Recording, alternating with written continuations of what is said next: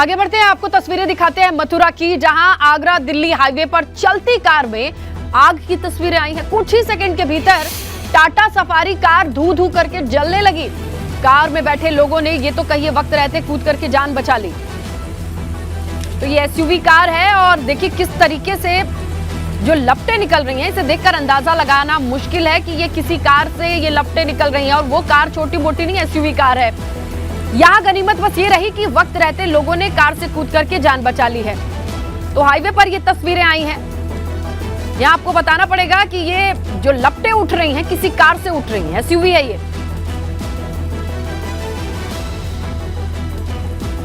तो देखिए कुछ ही सेकंड के भीतर ये पूरी एसयूवी कार आग के गोले में तब्दील हो गई। इन लपटों को देखिए आप।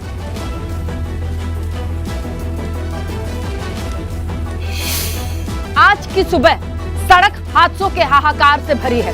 सहारनपुर में सड़क हादसे में 6 लोगों की मौत की खबर मिल रही है। तो वहीं बागपत में तेज रफ्तार कैंटर ने बाइक सवार को कुचल दिया और इस बाइक पर एक ही परिवार के 5 लोगों की मौत हो गई, जिसमें एक दंपति और उनके 3 बच्चे सवार थे। तो देखिए 2 हादसों ने 5 जिंदगियां छीन ली हैं। आज के दिन की शुरुआत इस 2 बड़े हादसे के साथ हम आपको बताएं, 5 लोगों के मौत की खबर आ चुकी है, जिसमें अगर आप बागपत की बात करें तो टोल के पास कैंटर ने बाइक सवार को कुचल दिया। इस बाइक पर दंपति और उनके 3 बच्चे बैठे थे और कुल 11 लोगों के मौत की खबर। वहीं सहारनपुर की अगर आप बात करें तो यहां ट्रक और वैन की भिड़ंत में गर्भवती महिला समेत 6 लोगों की मौत की खबर आ रही है। दिल्ली यमुनोत्री हाईवे के गंदेवड़ गांव के पास यह हादसा पेश आया है। हादसे के बाद ट्रक चालक मौके से फरार है। वैन से महिला का अल्ट्रासाउंड कराने के लिए सहारनपुर ये पूरा परिवार आया था और लौटते वक्त दिल्ली यमुनोत्री हाईवे पर गंदेवड़ के पास यह हादसा पेश आया और जिंदगियां खत्म। तो जिस गर्भवती महिला के अल्ट्रासाउंड के लिए पूरा परिवार आया था, वैन में सवार होकर के 6 लोग थे, उनके मौत की खबर मिल रही है। ट्रक चालक मौके से फरार है। भीषण सड़क हादसा, जहां देखिए जोरदार टक्कर, ट्रक चालक ने पहले टक्कर मारी और मौके से फरार बताया जा रहा है। लेकिन इस दरमियान 6 जिंदगियां छिन चुकी हैं। एक गर्भवती महिला, इसी के अल्ट्रासाउंड के लिए यह पूरा परिवार वैन से निकला था। जहां दिल्ली यमुनोत्री हाईवे पर यह बड़ा हादसा और हर किसी की मौत, पूरा परिवार खत्म। ट्रक चालक मौके से फरार बताया जा रहा है।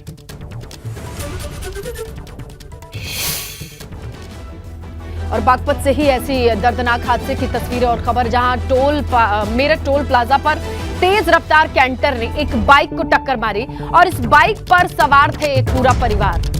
उसे कुचलता हुआ यह ट्रक आगे बढ़ गया। दंपति और उनके 3 बच्चे, जैसे हम आपको बताएं कि इस हादसे में बाइक पर दंपति, जिसमें गर्भवती महिला थी, उसका पति था, 3 बच्चियां शामिल थी। बालोन थाना क्षेत्र के मवीकला टोल के पास यह हादसा हुआ है। सूचना के बाद पुलिस मौके पर पहुंची है। शव को कब्जे में लेकर पोस्टमार्टम के लिए भिजवा दिया गया है। मोहम्मद सनाब लियाकत अली निवासी डोला, जो अपने परिवार के साथ मेरठ से अपनी बाइक से आ रहे थे, इनकी बाइक एक कैंटर से टकरा गई। इस एक्सीडेंट में बच्चों सहित 5 लोगों की दुखद मृत्यु हो गई।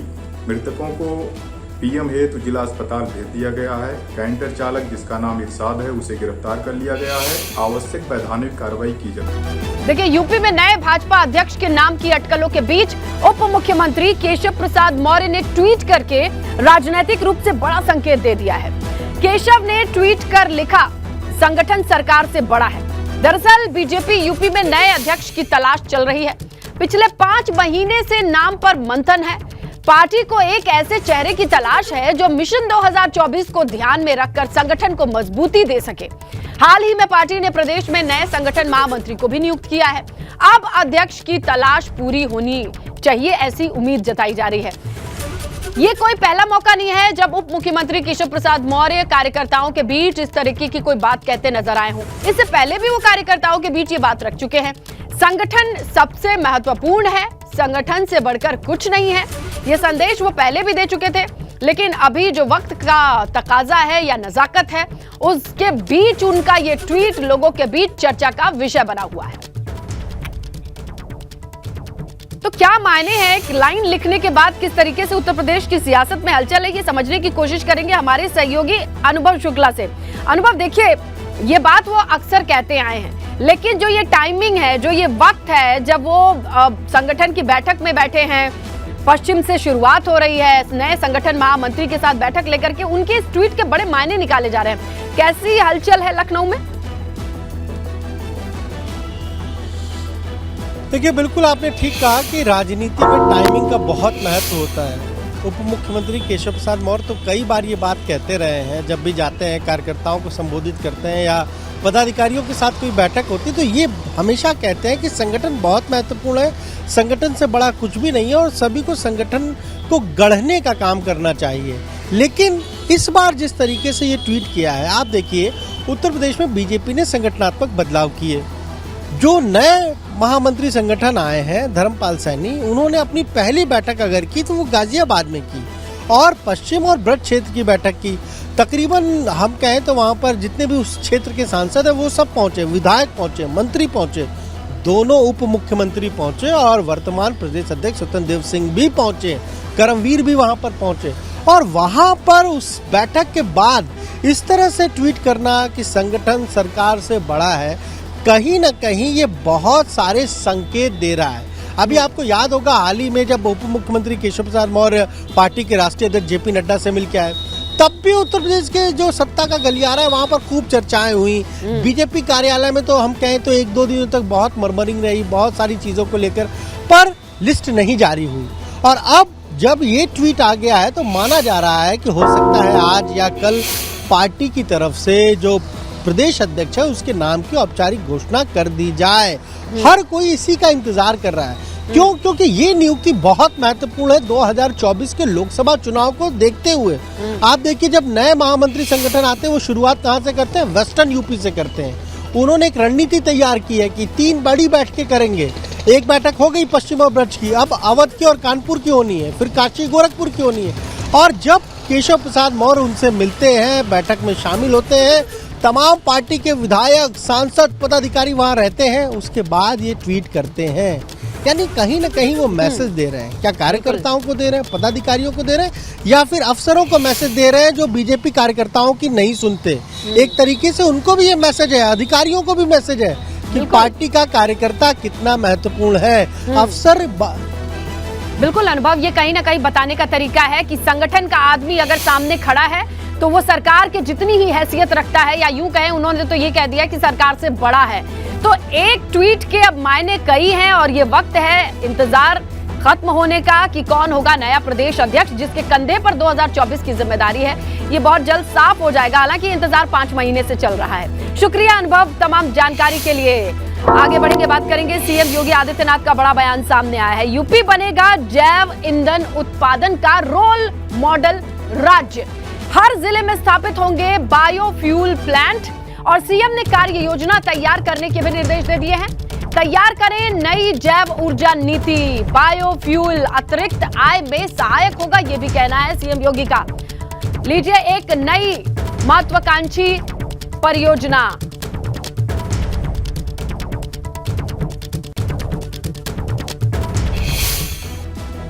आगरा से खबर है, जहां वीरेंद्र अग्रवाल का आय से अधिक संपत्ति का मामला बताया जा रहा है। जांच के बाद भ्रष्टाचार निवारण अधिनियम में मुकदमा दर्ज हुआ है, यह बताया जा रहा है। विजिलेंस ने जांच के बाद वीरेंद्र अग्रवाल पर केस दर्ज कर दिया है। विकास प्राधिकरण में अवैध काम कराने का आरोप लगा है। बिल्डर्स को लाभ पहुंचाने का आरोप है वीरेंद्र अग्रवाल पर। मथुरा वृंदावन विकास प्राधिकरण के रिटायर्ड स्टेनो हैं वीरेंद्र। और अब देखिए, विजिलेंस की टीम ने अपनी रिपोर्ट पेश कर दी है। आइए समझते हैं कि क्या है ये पूरा खाका, वीरेंद्र अग्रवाल की कहानी क्या है। नितिन, जरा समझाइए कि किस तरीके से एक स्टेनो के रिटायर्ड पद से इतनी बड़ी जांच का हिस्सा है और ये क्या क्या खुलासे हुए हैं वीरेंद्र को लेकर के। देखिए, जो आगरा जो विजिलेंस यूनिट है उसको शिकायत मिली थी कि आय से अधिक संपत्ति जो रिटायर्ड आशुल्य कैस्टियानो है मथुरा वृंदावन विकास प्राधिकरण के वीरेंद्र कुमार अग्रवाल, उन्होंने अर्जित की है और तमाम तरीके के इसमें साक्ष्य उपलब्ध कराए गए। जब विजिलेंस ने अपनी जांच शुरू की तो तमाम चीजों को प्रथम दृष्टया जब सही पाया गया, तो उसके बाद अब जो आगरा सेक्टर है विजिलेंस यूनिट का उस मुकदमा उन्होंने दर्ज किया गया है और आय से अधिक संपत्ति का मुकदमा भ्रष्टाचार निवारण अधिनियम के तहत दर्ज किया गया है और जिसमें ये खुलासा हुआ है कि करीब उन्होंने की जो इस पूरे जिंदगी में सेवा काल में उनकी जो आय थी वो करीब 97.33 लाख रुपए थी, लेकिन कई गुना उन्होंने तमाम चीजों में खर्च किया है। तमाम संपत्तियों का जो डेटा ब्यौरा जुटाया गया तो कई गुना पाया गया है, जो उनके डिस्प्रपोर्शनेट एसेट इस चीजों को एस्टेब्लिश करता है। और इस मामले में ये भी आरोप है कि उन्होंने कई सारे अवैध काम किए, कई सारे बिल्डरों को लाभ पहुंचाया। तो अब इस मामले में एक रिटायर्ड करोड़पति बाबू के खिलाफ मुकदमा दर्ज हुआ है और अब जांच आगे बढ़ेगी। तो अब देखना यह है कि इस मामले में क्या आगे कार्रवाई होती है। कुल मिलाकर कहा जाए जो आगरा विजिलेंस यूनिट है और लेकिन कोई भी करोड़पति बाबू अकेले अपने दम पर नहीं, उसे किसका श्रेय मिलता है, कौन कौन सफेद पोश उनके साथ खड़े रहते हैं, ये तमाम चीजें भी जांच का हिस्सा होती है कि नहीं, ये देखना होगा। खुलासे के तौर पर क्या चीजें सामने आएंगी, अब नजर बना करके रखिएगा नितिन। शुक्रिया, जानकारी ये थी आगरा से। आगे बढ़ते हैं, अखिलेश की बात करते हैं, जिनके आजमगढ़ के दौरे की बात करेंगे, जिसमें आज बदलाव की खबर मिल रही है। सपा अध्यक्ष अखिलेश यादव का आजमगढ़ का दौरा, जहां अब इसमें बदलाव यह है कि जेल के बंद सपा विधायक रमाकांत यादव से मिलने के टाइम में चेंज हुआ है। वो मिलेंगे आजमगढ़ के इटोरा जेल में रमाकांत यादव से, ये तय है, लेकिन 1 घंटे की इस मुलाकात का वक्त बदला है। रमाकांत यादव विधायक जहरीली शराब कांड के मुख्य आरोपी, ऐसे में उनसे मुलाकात करने की खबर है। अखिलेश यादव की सपा अध्यक्ष की मुलाकात के लिए वक्त लिया जा चुका है, क्योंकि जेल में मुलाकात होनी है, इसीलिए तय वक्त होता है, परमिशन लेनी होती है, उसी से रिलेटेड ये जानकारी है। दोपहर 2 बजे ये मुलाकात होगी।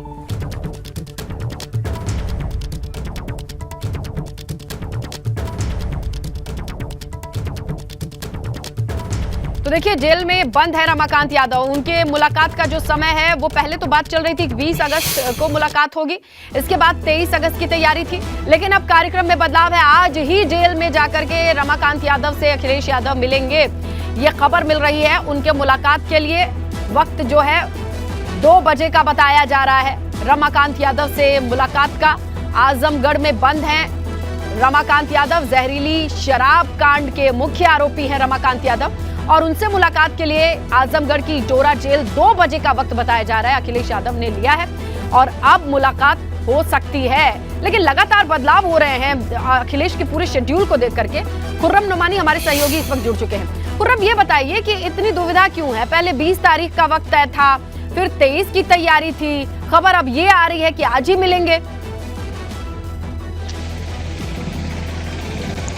जी हाँ, बिल्कुल सही आपने कहा कि 20 तारीख का ही तिथि निर्धारित हुई थी, लेकिन इस चीज का उन लोगों ने ध्यान नहीं दिया।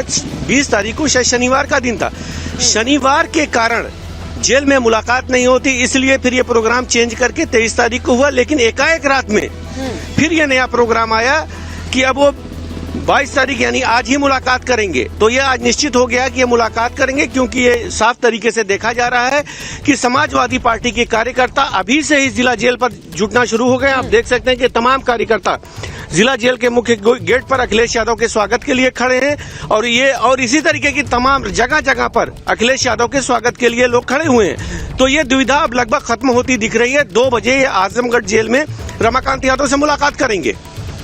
बिल्कुल, बातचीत कीजिए। अभी तो 2 बजे का वक्त है, 8 बजे ही जेल के बाहर खड़े हैं तमाम कार्यकर्ता, क्या कहना है उनका? अब ये बताइए, तो अभी तो 2 बजे आना है नेताजी को, जी और आप लोग अभी से आ गए, अभी 8 बज रहा है। हम लोगों के नेता आ रहे हैं, हम लोगों को भगवान स्वरूप मानते हैं। हमारे गांव में ये जेल बनी हुई, तो हम लोग तो सुबह से इंतजार उनका करेंगे। अब काफी लोग कर रहे हैं, महीने अकेले हूँ, बहुत जगह जगह लोग खड़े हैं। नहीं, एक चीज तो आपने बात सही कही कि आप इंतजार करेंगे, लेकिन एक सवाल ये भी खड़ा होता है कि विपक्ष के लोग उंगली उठा रहे हैं कि रमाकांत यादव पर एक बहुत गंभीर आरोप है। एक शराब कांड हुआ था जिसमें भी वो मुख्य आरोपी के तौर पर चिन्हित किए गए हैं, और उसमें कई लोगों की मौत हुई है। तो ऐसे में आप लोग इस तरीके की बातें, तो विपक्ष को एक मौका नहीं दे रहे हैं। विपक्ष को मौका क्या है? विपक्ष सरकार की विपक्ष है, विपक्ष ही सरकार है। तो सरकार तो जो चाहे करे, सरकार ही तो खिलाफ सबके मुकदमे लगा रही है। कोई सारे मुकदमे उनके सही है ये आप कह सकते हैं? सारे मुकदमे उनके सही तो लगाए नहीं गए। अभी तक कोर्ट ने तो कोई हमारे ऊपर या रमाकांत जी के ऊपर कोई निर्णय तो लिया नहीं, कोई आरोप तो सिद्ध हुआ नहीं, इन्होंने लगाया है और बहुत सारे मुकदमा लगाए हैं जो आप देख रहे हैं कि बाद में लोग बरी हो जा रहे हैं। देखिए, ये कार्यकर्ताओं का कहना है और इनमें एक उत्सुकता है और इसीलिए ये जेल पे देखना ये होगा कि मुलाकात की तस्वीरें कब तक आती हैं। 2 बजे का वक्त लिया अखिलेश यादव ने, आजमगढ़ में मुलाकात करेंगे रमाकांत यादव से जेल जाकर के। और चलिए आगे बढ़ेंगे, बात करेंगे बरेली से आई खबर की, जहां पुलिस चौकी से चंद कदम की दूरी पर पेड़ से लटका एक शव मिला है। आशंका ये है कि हत्या के बाद उस शव को पेड़ पर लटकाया गया है। शव की पहचान मीरगंज थाना क्षेत्र के ठिरिया खुर्द के रहने वाले शिशुपाल गंगवार के तौर पर की जा रही है। बताया जा रहा है कि कल सुबह 8 बजे शिशुपाल कमेटी का करीब 8 से 10 लाख रुपए के लिए घर से निकला था। रुपयों की लेन देन से जुड़ा मामला ये बताया जा रहा है। कुछ देर बाद उसके पास फोन किया गया तो उसका फोन स्विच ऑफ आने लगा। शाम 5 बजे शिशुपाल का शव पेड़ से लटका मिला। ये कितने बजे घर से निकले थे? 9:30 बजे। क्या कुछ कह कर निकले थे? कमेटी का पेमेंट देने उरूरी तक जा रहा हूँ। कितना पेमेंट था? पेमेंट 8 से 10 लाख रुपया होगा। फिर क्या हुआ? फिर उसके बाद इनका 11 बजे के बाद फोन लगना बंद हो गया। मतलब फोन लग रहा है लेकिन रिसीव नहीं हो रहा। तो हम लोगों ने जंगल में ढूंढा इधर उधर सब में। 5 बजे नहीं कॉल ट्रेस की तो 5:30 बजे यहाँ की लोकेशन दिखा रहा था, हम लोग आए हैं। थाना क्षेत्र मीरगंज के एक गांव में एक व्यक्ति का शव पेड़ से लटका हुआ प्राप्त हुआ है, जिनकी पहचान हो गई है। उनके परिजनों की इसकी सूचना दे दी गई है। परिजनों ने अभी कोई तहरीर थाने पर नहीं दी है। घटना के वास्तविक कारणों की जानकारी के लिए जो है उसकी शव का पोस्टमार्टम कराया जा रहा है। तदनुसार कार्रवाई सुनिश्चित करेंगे। के गाजीपुर से खबर मिल रही है, जहां कोदई गांव में एक इंस्पेक्टर पर ग्रामीणों ने हमला कर दिया।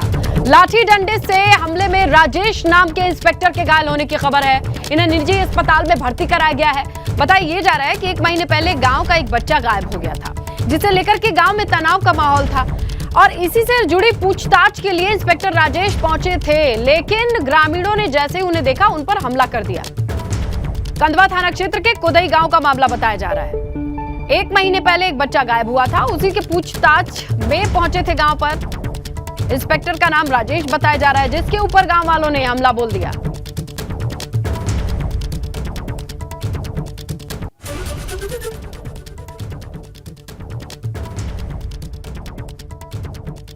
तो दारू की तो उसके घर पे अपना बवाल कर रहा था। घर वाले अपना सूचना करना वो दिए तो 112 पर भी दिए हैं। 112 वाले गए हैं तो उसके साथ अपना मारपीट के किए हैं। सूचना मिली तो मारपीट के रखे हैं मौके पर। हम भी अपने गए फोटो लेके गए तो जाके जैसे हम लोग अपना पूछताछ की जैसे होती है तो पहले से होते हैं और एकाएक मतलब हम लोगों को लाठी डंडा से मतलब अपना। आगे बढ़ेंगे और देखिए अगली खबर का रुख करते हैं, जहां पर मथुरा से खबर है। बांके बिहारी मंदिर में जल्द बनेगा कॉरिडोर, ये बड़ी खबर आ रही है। 60,000 से 70,000 लोग एक साथ दर्शन कर सकेंगे। यूपी सरकार के मंत्री लक्ष्मी नारायण चौधरी ने इस बात की घोषणा की है। बांके बिहारी मंदिर में हादसे के बाद निरीक्षण के लिए पहुंचे थे मंत्री। मंदिर परिसर की क्षमता को बढ़ाकर 5,000 करेंगे। तो जिस तरीके से जन्माष्टमी के मौके पर भीड़ की वजह से 2 लोगों की जान गई, कई लोगों के घायल होने की खबर आई, सफोकेशन से लोगों के परेशान होने की खबर आई। इसे देखते हुए मंत्री लक्ष्मी नारायण चौधरी ने यह बड़ा फैसला लिया है। मंदिर की व्यवस्थाओं को और दुरुस्त किया जा सकेगा ताकि ज्यादा क्षमता के साथ लोग मंदिर पहुंचे और दर्शन कर सके। आदरणीय मुख्यमंत्री जी से पिछली 2 कैबिनेटों में यहाँ के कॉरिडोर के बारे में पूरा डिस्कस भी हो गया। यहाँ से जमुना जी तक इतना विशाल कॉरिडोर बनेगा जो काशी विश्वनाथ में बाबा का है उससे भी ज़्यादा, जिसमें एक बार में कम से कम 60-70 हज़ार आदमी जमुना जी से यहाँ दर्शन करने के लिए आ सकते हैं।